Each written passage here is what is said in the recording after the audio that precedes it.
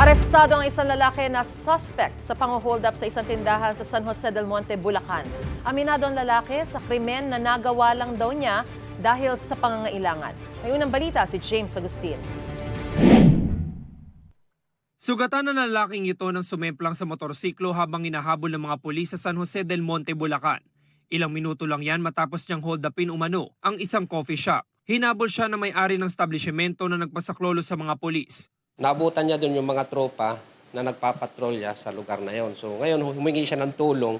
Sumama po yung tropa na hinabol yung suspect hanggang sa sumimplang po yung suspect. Kaya nung sumimplang po yung suspect, doon po siya nahuli.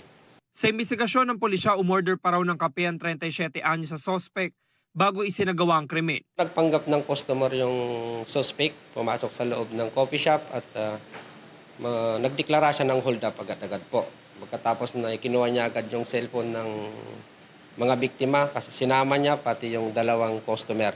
Nabawi mula sa suspect ang ninakaw na 5 cellphone at isang wallet. May nakuha rin sa kanyang baril na kargado ng mga bala. Ayon sa pulisya, ang suspect din ang responsable sa pang-hold up sa isang vape shop kamakailan. Yung modus po nitong suspect natin ay nagdadala po siya ng baril at pumapasok sa mga maliliit na tindahan at doon po siya ay nagdideklara ng hold up.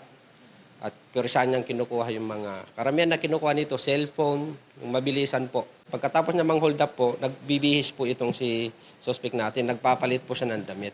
Aminado naman ang suspect sa nagawang krimen. Totoo po yun. Ba't yun po nagawa? Yala po ng problema po, gipit din. Tsaka single parent po ako. Tapos buntis din po kasi yung asawa ko, hiwalay kami. Para saan yung dala mo na... Pantakot lang po. Maharap ang suspect sa reklamong robbery at paglabag sa Comprehensive Firearms and Ammunition Regulation Act.